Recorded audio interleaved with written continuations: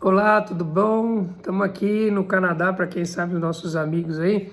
A gente está aproveitando esse tempo que nós estamos aí em quarentena e estamos compartilhando a palavra com os amigos aí do Brasil, os nossos irmãos aí, com gente que é muito próxima a nossa. E aí a Jana teve a ideia de gravar a nossa fala e colocar no Facebook, né? Ideia da Jana. Aí, por incrível que pareça, teve gente que gostou. E aí a gente tá aqui pra... Aí ela falou, vamos gravar um negócio mais rapidinho, de alguns minutos mais curtos, tal, pra deixar aqui no Facebook, tal, no YouTube. E aí a gente vai compartilhando lá e aqui. Porque assim a gente pode abençoar as pessoas do Face, quem quiser compartilhar com outras pessoas. A gente vai abençoando as pessoas com aquilo que Deus tem colocado para nós nesse tempo de estarmos em casa. Tem sido uma grande oportunidade, na verdade. A gente está tentando ver sempre as coisas como o Senhor nos ensina, né? Sempre ver com o lado positivo, sempre de forma como uma grande oportunidade. Tem sido mesmo que a gente tem parado e estudado muito mais a palavra, tem nos unido como família, temos orado. Então a gente vai estar partilhando alguns trechos da Bíblia rapidamente aqui, alguns temas que eu acho que é interessante, e um dos temas que a gente falou esses dias foi que a gente está agora num processo de estar em casa, né? E esse estar em casa, a gente tem duas opções. A gente pode usar isso para se distrair mais e mais e mais, que eu acho até perigoso, que a distração acaba, a gente vai arrumar logo o que fazer. E normalmente a gente vê que pode ter confusão em casa, aquela coisa toda, né? Você vê que tem muita... Isso que está acontecendo pode ser revertido fortemente para o bem ou para o mal, né? Depende do que a gente vai fazer. Uma das coisas que a gente pensou aqui foi isso, foi investir esse tempo compartilhando, investir esse tempo aqui tentando crescer no conhecimento de Deus e que nos une e nos fortalece. E nesse buscar, eu estava pensando num texto em Gênesis 11, capítulo 11, que é quando Abraão, para quem não conhece a história, Abrão ainda, né, foi chamado para gerar futuramente toda a descendência de Israel que vai representar o povo de Deus no Velho Testamento. E quando ele é chamado para Canaã, a terra prometida, o destino onde ele deveria ir, né? E a gente também é chamado todo dia para esse local. Por que é nessa figura aqui, né, a Canaã? É o local onde a gente vai buscar e chegar a ter intimidade com o Senhor. A terra que Deus nos prometeu hoje, essa terra prometida para nós, é essa intimidade com Deus, com o Espírito Santo, e ter essa visão de mundo maior. Porque a visão nossa de mundo às vezes é muito pequena, é muito restrita, né? É uma visão de 80 anos, por sorte 90, se aumentar a nossa possibilidade de viver, e às vezes até mais rápido que isso, porque a vida aqui, como diz a Bíblia, é um vapor, passa rápido, né? Então, se a gente ficar preso nessa vida é muito triste, que a Bíblia diz também que parece que nós estamos correndo atrás do vento. Fica um negócio meio que sem muito rumo, né? Então, para dar sentido na vida, esse é o nosso Canaã, é chegar e ter sentido na vida, saber o propósito nosso aqui, né? Então, esse texto, ele conta uma história bem interessante, porque é o chamado de Abrão ainda, não mudou ainda o nome, é Abrão. Quando ele é chamado, o pai dele está junto com ele, né? A família. E aí a gente tem aqui, capítulo 11, versículo 28. Diz assim, morreu Arã, estando seu pai Terá, ainda vivo, na terra do seu nascimento, em Ur dos Caldeus. Quem era Arã? Arã era um dos filhos, era irmão de Abrão, tá? Então ele morre. Arã morre ainda quando Terá estava nessa cidade, em Ur dos Caldeus, certo? Abrão e Naor tomaram mulheres para si. Naor era o outro irmão. Então tinha Abrão, tinha Naor e tinha Arã que morreu, né? Então Abrão e Naor tomaram mulheres para si. O nome da mulher de Abrão era Sarai, que depois lá na frente ia virar Sara. E o nome da mulher de Naor era Milca, filha de Arã, pai de Milca e de Isca. Aí vem uma história interessante. Sarai era estéril, não tinha filhos. Isso aqui é um ponto que depois lá na frente a gente vai ver o que vai acontecer. Todo mundo sabe da história. Quem não sabe, uma hora a gente pode compartilhar aqui o que acontece com essa questão dela ser estéril. Tomou Terá Abrão, seu filho, e Ló. Quem era Ló? Filho de Arã, sobrinho, só para a gente entender então. Então foi Terá, que era o pai, Abrão, o filho, e o sobrinho, que era Ló. Ló era filho do Arã, que tinha morrido. Filho do seu filho, né?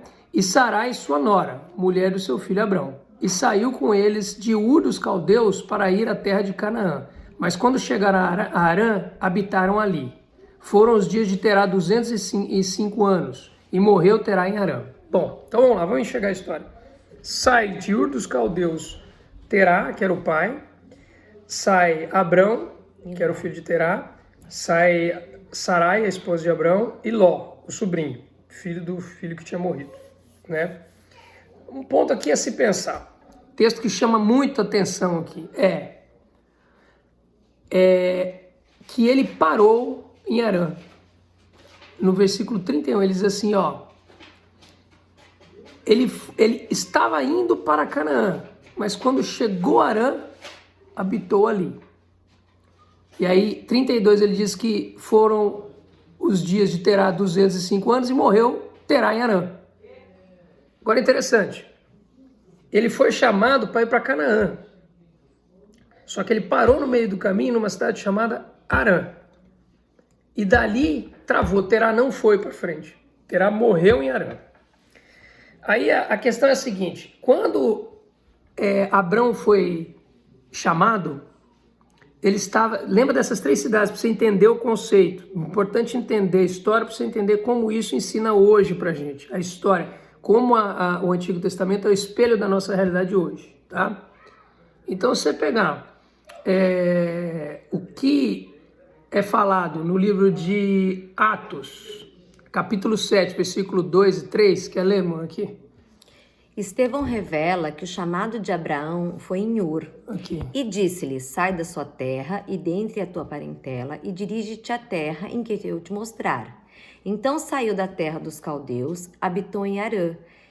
E dali, depois que seu pai faleceu, Deus o trouxe para esta terra em que habitais agora. Então aqui está claro que Estevão, no discurso dele lá em Atos, ele fala assim, Abrão foi chamado em Ur. Agora olha que interessante, se Abrão foi chamado em Ur, e ali você vai no texto de Gênesis, Terá decide levar Abrão, Sarai e Ló para Canaã. Provavelmente, Terá estava envolvido no chamado, que ele era pai de Abrão. E eles saíram todos de Ur com destino a Canaã. Até aí, ok? Beleza. Agora vamos entender alguns pontos interessantes. Nós temos o nosso caminho traçado para Canaã, assim como Abrão teve. O chamado de Abrão é o nosso chamado hoje. Larga tudo e segue o Senhor. Vai e começa a ter intimidade com Deus. Esse é o chamado que Deus faz hoje para nós, certo?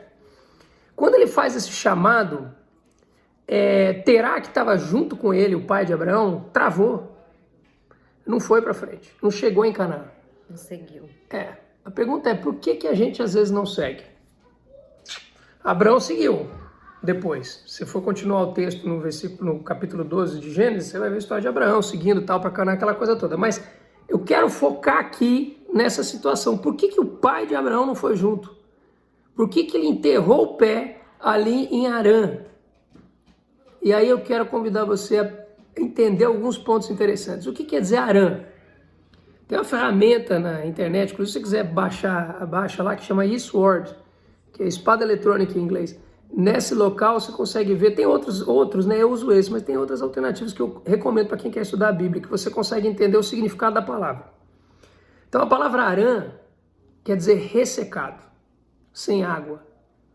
Ressecado que representa o quê? Morto. Harã morreu. E não por coincidência, a cidade onde Terá enrosca tem o mesmo nome do filho dele que tinha morrido. Harã. Quando a gente entende, então, o significado da palavra e o contexto, você começa a entender que, às vezes, a gente pode ter um Harã na nossa vida. E aí a pergunta é, qual que é o seu local de enrosco? Onde você tem enroscado? Onde você tem parado? E essa é a primeira pergunta. O que nos impede de chegar em Canaã? Agora, a segunda pergunta. Por que nos impede? Porque aqui na história está claro. O que aconteceu com Harã? Com Terá. Imagina Terá na situação de ter perdido um filho. Ele não conseguiu resolver isso. Ele continuou olhando para trás. E aí, o que acontece nesse tempo que a gente está vivendo é que é uma oportunidade de renovação da nossa mente. De olhar para frente. Ao Senhor. E juntar o Senhor, e chegar ao Senhor. Não ficar olhando para trás. Atolar em Harã. Esse é o grande problema. Terá, ele não tinha capacidade mais de caminhar para frente, porque ele ficou preso a um sofrimento passado. E não só sofrimento, mas experiências passadas. Então, assim, tudo que fica para o passado, para nós, que conta a nossa história e monta o nosso raciocínio, pode atrapalhar hoje. A gente pode, nesse momento que a gente tem de oportunidade de compartilhar a palavra, achar que não dá porque alguma coisa te diz lá do passado. Eu sou Arã. É o Arã, às vezes, que pega e paralisa a nossa caminhada. Eu queria ler Isaías 43, 18 e 19. A Jana vai ler aqui pra gente, sobre essa questão de não olhar para trás. Vai, amor. Não vos lembreis das coisas passadas, nem considereis as antigas. Eis que faço uma nova, agora sairá a luz. Porventura não percebeis? Eis que porei um caminho no deserto e rios no ermo. Amém. Amém. Eis que faço uma coisa nova. Gente, se a gente não entender que a coisa vai ser renovada, aí, ó, Amém. Eu não vou falar hoje, mas é nascer de novo. Isso é mudar a nossa forma de enxergar tudo. Se a gente não largar o osso, nós vamos ficar atolados, não vamos chegar onde a gente tem que chegar. Amém. Filipenses 3, capítulo 3, versículo 13 e 14. Vamos lá, vamos ler. Irmãos, quanto a mim, não julgo o que haja alcançado, mas uma coisa faço, e é que, esquecendo-me das coisas que para trás ficaram e avançando para a que estão diante de mim, prossigo para o alvo, pelo prêmio da soberana vocação de Deus em Cristo Jesus. Amém. Agora acho que eu não preciso falar nada, o versículo já explica.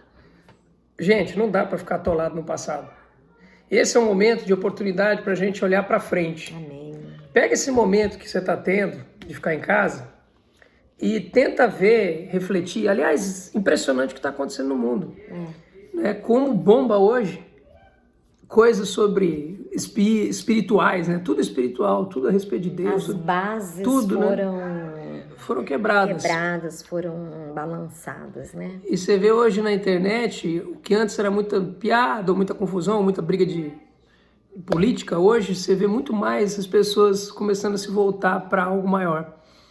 Esse é o momento, clamando. Esse é o momento, gente. Esse é o momento. Agora, cuidado. A atenção hoje aqui é a seguinte: cuidado. Porque se a gente ficar atolado no passado, com os mesmos questionamentos do mesmo dia, da mesma forma, sempre questionando, sempre duvidando, sempre achando que racionalizando, vai ser difícil a gente conseguir sair desse Arã. Amém. Porque isso deixa a gente atolado ali, sabe? Então olha para frente, rumo ao alvo, prossigo para o alvo, pelo prêmio da soberana vocação de Deus em Cristo Jesus. Vai para frente, foca para frente, esquece as coisas que ficaram para trás e faz desse momento o momento especial de relação com Deus. Amém. E que Deus abençoe nossa família, que Deus abençoe as nossas famílias como um todo nesse momento. Hoje eu estava saindo aqui de manhã, estava ouvindo uma rádio local aqui no Canadá e falou uma coisa muito legal, nem comentei com a Jana, foi agora. Aí é uma rádio cristã, e ela falava assim: poxa, esse é o momento em que os seus filhos vão falar no futuro com alegria. Amém. É Pensa verdade, nisso. isso é interessante, Pensa porque a gente nisso. pode... Esse momento que nós estamos vivendo agora é um momento histórico. Nunca na história do mundo a gente ouviu dizer que o mundo parou, que as coisas não funcionaram, que as pessoas deixaram de trabalhar, que as pessoas ficaram dentro de casa. E estou falando de mundo, não estou falando assim de determinadas regiões ou países.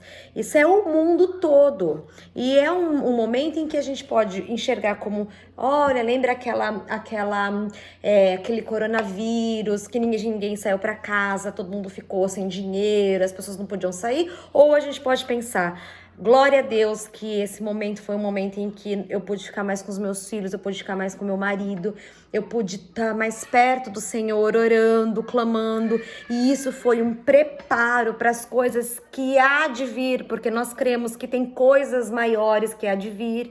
Nós temos promessas de avivamento. E principalmente, que eu acho que esse é um tempo de redenção, tempo de misericórdia, tempo de voltar para o Senhor e pedir perdão das coisas que já passaram. É isso aí, é o momento de arrepender, sabe? Arrependimento. Perdemos as bases, mas não perdemos uma base. Aliás, não perdemos A única base. As bases que a gente perdeu não são verdadeiras, pensa nisso. E E pensa no seguinte, aproveite esse momento com a família e faça desse momento um altar, que a sua casa seja um altar para o Senhor. Amém. Para que a família seja fortalecida, os laços fortalecidos e a boa lembrança. Seja uma igreja. Amém. E uma boa lembrança de tudo isso que está acontecendo. Amém. Tá bom? Que o Senhor abençoe a todos Amém. no nome de Jesus e que a palavra crie vida e frutos na vida de cada um de nós. Amém. E que a gente siga rumo ao alvo. Desatola do que é ressecado.